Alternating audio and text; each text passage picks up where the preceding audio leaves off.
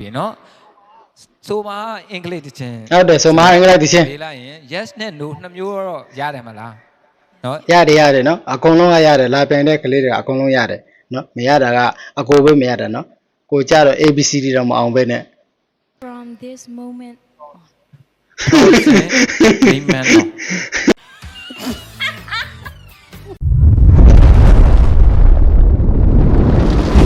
အားလုံးပဲမင်္ဂလာပါဗျ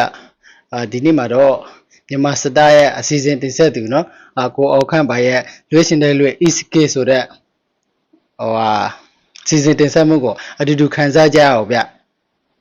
ဂျာဆိုင်မန်ကလည်းဒီညမှာ international sound yes လို့ပြော Yes. ဟုတ်ပြီနော်ဆိုမှာအင်္ဂလိပ်တခြင်း ဟုတ်တယ်ဆိုမှာအင်္ဂလိပ်တခြင်းပေးလိုက်ရင် yes နဲ့ no နှစ်မျိုးတော့ရတယ်မလားနော်ရတယ်နော်အကုန်လုံးကရတယ်လာပြန်တဲ့ကလေးတွေအကုန်လုံးရတယ်နော်မရတာကအကိုပဲမရတာနော်ကိုကြတော့ ABCD တော့မအောင်ပဲနဲ့မဟုတ်ဆိုရင် no ဟုတ်တယ်ဆိုရင် yes ဒါလေးနှစ်ခုပဲเนาะအဓိက no နဲ့ yes လေလေဘက်ပြောထိုင်ရင်တော်ကြီးရနေဆောင်းလေးပြောပြပါ From this moment on. ပြန်ပြောနေဆောင်း1 next From this moment on. from man မောင်းသေးပါဘူးเนาะနည်းနည်းလွှဲနေတယ်ကိုကမှနည်းနည်းလွှဲနေတယ်နေပါမောင်းသေးပါဘူး process နေမှန်းတော့เนาะချင်းကောင်းစဉ်လေးကိုကရှင်တဲ့ကိုအရန်ရောက်တဲ့ကောင်းစဉ် เนาะ လေး from this no min နော် စောက်ခွမပြောင်းနဲ့နော် ပါเนาะ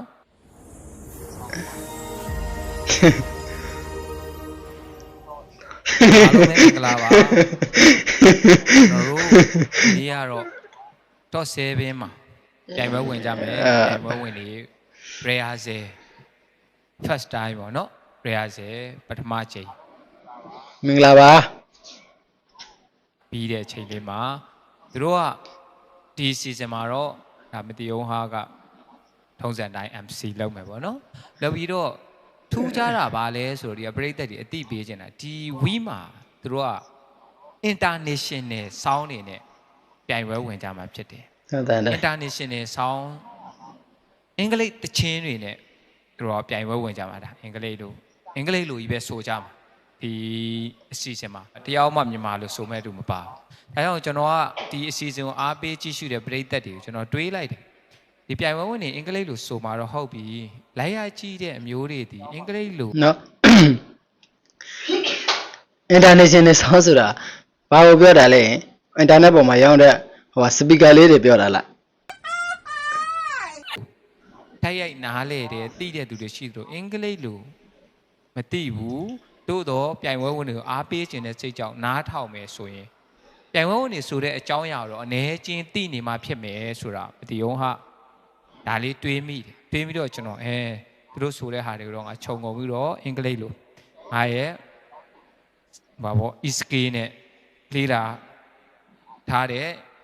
ဒီအင်္ဂလိပ် knowledge တွေနဲ့လူပေါင်းဆက်ပြီးတော့ပရိသတ်ကိုခြုံငုံပြီးအောင်ရှင်းပြလိုက်မှသူတို့ဆိုတဲ့အထိပ္ပယ်ကိုလည်းပရိသတ်တွေနားတယ်။အဲကြောင့်ဒီအစီအစဉ်မှာအင်္ဂလိပ်လိုသူတို့ကဆိုမယ်။မတီအောင်ဟာကကျွန်တော်နားလေတဲ့လောက်ပြန်ပြီးတော့ရှင်းပြ။နားလေတဲ့လောက်ဆိုတော့အခုအပိုင်းပေါ့။တကယ်လိုက်ကြရင်ဒီတက်ကျွန်တော်လေးလာအင်္ဂလိပ်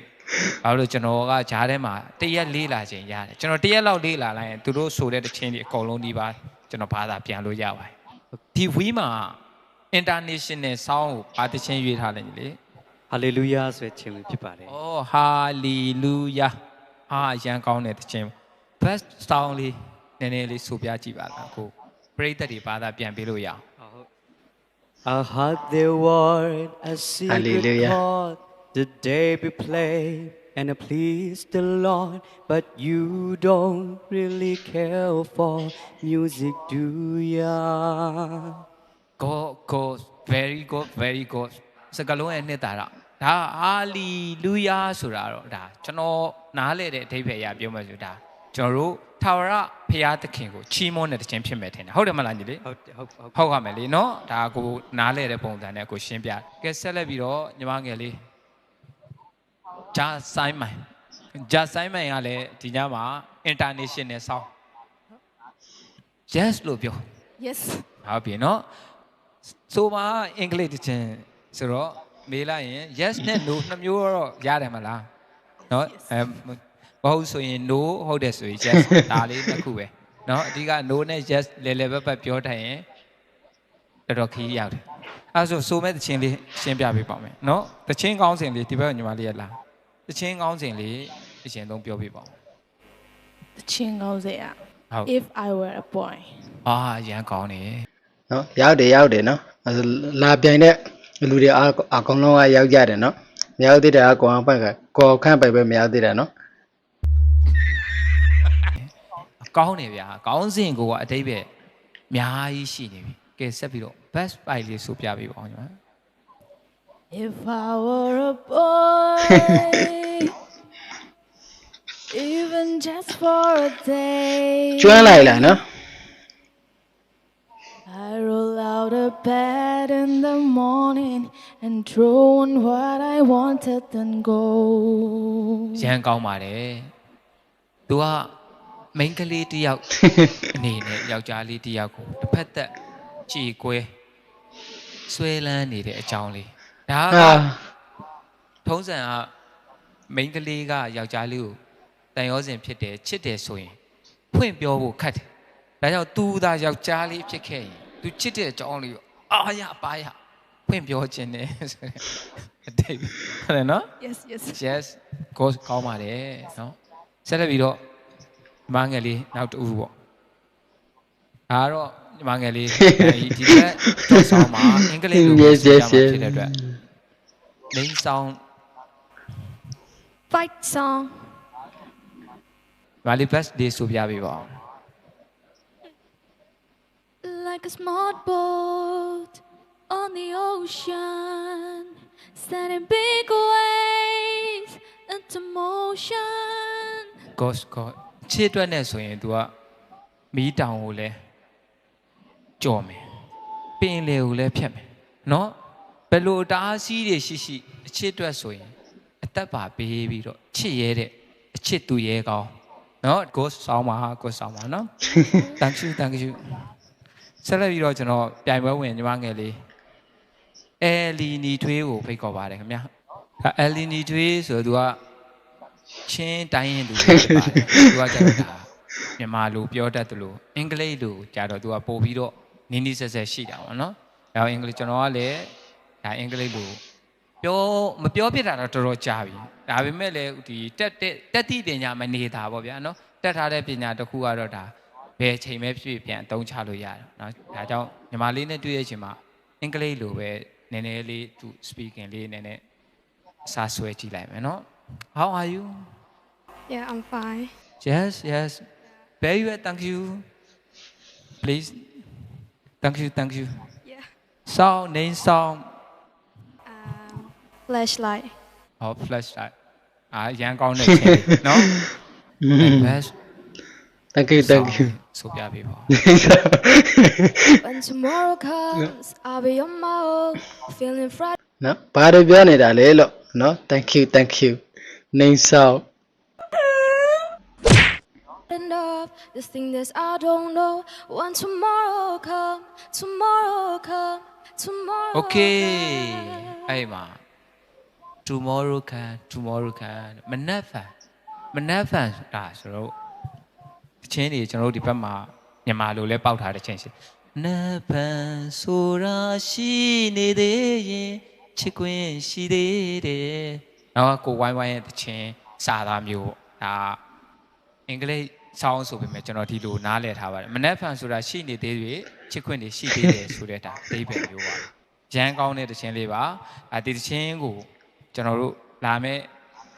စနေတနင်္ဂနွေတိုက်ရိုက်လိုက်မှာတော့ကျွန်တော်အပြည့်အဝရှင်းပြပေးမယ်ဒါအမီးစမ်းလေးဆိုတော့ဒီလောက်လေးပဲကျွန်တော်ရှင်းပြပေးတာဖြစ်ပါတယ်ဒီလောက်ဆိုလဲဒါအားလုံးတော်တော်များများ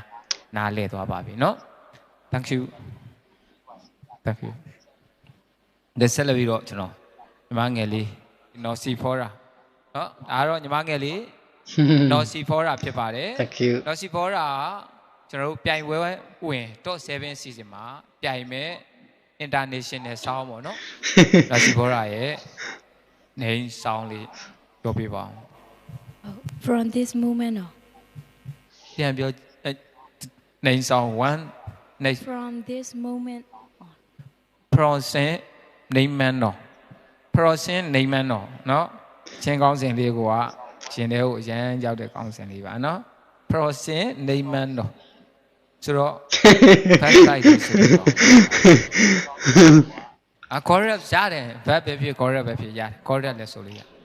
I give my hand to you with all my heart. I can't wait to live my life with you. I can't wait to start. ဒီတချင်းရဲ့စာသားလေးတွေမှာကျွန်တော်ခြုံငုံပြီးတော့ကျွန်တော်သိတဲ့အကြောင်းလေးတွေမှာသူက has တော့ပါတယ် has ဆိုတာတော့ဒါနှလုံးသားပေါ့ has life ဆိုတာ life ဆိုတာဘဝကိုလည်းပြောလို့ရတယ်အချစ်ကိုလည်းပြောလို့ရတယ်ဗောနော်နှစ်သက်တဲ့အကြောင်းတွေလည်းပြောလို့ရတယ်ဒါမှားရင်လည်းမှားနိုင်ပါတယ်နော်ကျွန်တော်ကတော့အဲ့လိုလေးထင်မြင်ယူဆမိတယ်ပေါ့ဆက်လက် ဟောပြောတော့မယ်ပေါက်140ပြောတော့မယ်နော် ပြီးတော့ဒီမငယ်လေးအာရာနော်အာရာဒီဘက်နေရာလေးယူပြပါဦးအာရာတချင်းကောင်းစဉ်လေးပေါ့နော်နေဆောင်လေးရ Song name got all of me. စောနင်ခါအော်မီဆိုတဲ့ဒါတချင်းလေးရကောင်းစဉ်နေတယ်မယ်ရင်ခုန်စိတ်လို့ရှာပါရဲ့နော်စောနင်ခါအော်မီနော်ဒါပြောမှဆိုတော့ဟာတာတချင်းလေးပေါ့ဗျာဒီတချင်းကောင်းစဉ်ပြောတွေကလူတွေကြီးမောသွားတဲ့ဆိုတဲ့ဒါပြိုင်ပွဲဝင်တွေကတော့ဒီတချင်းအတိတ်ပဲသူတို့တိခံစားပြီးဆိုတာမဒီအောင်ကဒီတချင်းကောင်းစဉ်ပြောလိုက်အားလုံးကြီးမောသွားတယ်ဆိုတဲ့ကျွန်တော်သိပါတယ်ဒီတချင်းဒီဟာတာဆန်တချင်းရန်ကိုဟိုပါပေါ့ပျော်စရာကောင်းတဲ့အကြောင်းအရာကိုဆိုထားတယ်လို့ကျွန်တော်အနေနဲ့တော့ထင်မြင်ယူဆမိတယ်မှားရင်လည်းမှားနိုင်တယ်ဗောနော်ဘာလို့သူတို့ရဲ့မျက်နှာကိုကျွန်တော်ကက်ကြည့်တော့တချင်းကောင်းစဉ်ကျွန်တော်လိုက်ပြောတဲ့အချိန်မှာအားလုံးပျော်ရွှင်ရီမောနေတာတွေ့ရတယ်verse 5ပဲဖြစ်ဖြစ် chorus 5ပဲဖြစ်ဒါလေးဆိုပြလို့ရမလား chorus ပဲဆိုမှာဟုတ်ကဲ့ Cause all of me love all of you. နော်ဒါတော့ကျွန်တော်လုံးဝကိုလေးစားသွားပြီနော်အမေကိုပြောလိုက်တဲ့စကားကနော်မှားနေပေမဲ့လေနော်သူတို့ရဲ့မျက်နှာအမူအရာလေးတွေကိုကြည့်ပြီးတော့တရှင်ရဲ့ကောင်းစဉ်ကိုသူခံမှန်းပြီးတော့ပြောလိုက်တာနော်ဒါတော့ကျွန်တော်အရင်လေးစားသွားပြီ ဒီရုပ်ကိုဘယ်လို You left your curves and in your ages. ကဲဒီတချင်းမှာအားရဆိုတဲ့ chorus ပိုက်လေးမှာကျွန်တော်ကြားလိုက်တာက all ဆိုတာလည်းကြားလိုက်တယ် less ဆိုတာလည်းကြားလိုက်တယ် you ဆိုတာလည်းကြားလိုက်เนาะ you less all ဆိုဒါကိုကျွန်တော်မြန်မာလိုအဓိပ္ပာယ်ဖွင့်လိုက်ရင်တော့ဗျာ you ဆိုတာတော့နင်တို့ပေါ့เนาะ less ဆိုတာချစ်တယ် all ဆိုနင်တို့အားလုံးကိုချစ်တယ်ဒီအဓိပ္ပာယ်ဖြစ်မယ်ဒါကြောင့်တချင်းကောင်းစဉ်ပြောတဲ့ကသူတို့အားလုံးကြည်မောပျော်ရွှင်နေတယ်ဆိုတော့ဒီတချင်းဒီအပျော်ဘက်ကိုရေးဖွဲ့ထားတယ်ပျော်စရာအကြောင်းလေးတွေကိုတန်ဖိုးဖွဲ့ထားတယ်ဆိုတာကျွန်တော်ထင်မြင်ယူဆမိတယ်ကဲဆက်လက်ပြီးတော့ညီမငယ်လေး Fanny 2ပြိုင်ပွဲဝင်ညီမငယ်လေးရဲ့နာမည်ရတော့တာနာမည်လေးကိုထူးခြားနေတာဗျာ Fanny 2 Fanny ဆိုတာကျွန်တော်သိတာတော့ Fanny ဆိုတာជីမောပျော်ရွှင်တာဟုတ်တာ Fanny 2ဆိုတော့2ကတော့ဒါထူးခြားတာပေါ့ဗျာဒါကျွန်တော်ရဲ့ဒီကျွန်တော်လေးလာမှတ်သားမိတာလေးတွေနှစ်ခုနဲ့ခြုံငုံကြည့်လိုက်ရင်တော့ဒါထူးခြားစွာရီမောပျော်ရွှင်နေတဲ့သူနော်ထူးခြားစွာပျော်ရွှင်ရီမောတဲ့သူဒါမို့ပျော်ရွှင်ရီမောစရာကောင်းအောင်ထူးခြားနေတဲ့သူဒီလိုလေးအဓိပ္ပာယ်ရမှထင်တယ်ဟုတ်လားမဟုတ်ပါဘူး မဟုတ်လားရှင်းပြပေးပါဦးဒီ2ရဲ့အဓိပ္ပာယ်လေးညီမနာမည်ကညီမအဖေပေးထားတာပေါ့နော်Fanny ဆိုတဲ့ကရင်အဆိုတော်အဖေရဲ့ idol အကရင်ဆိုတော့ Fanny ဆိုတာရှိတယ်ဟုတ်ကဲ့2ဆိုတာကအမေရဲ့နာမည်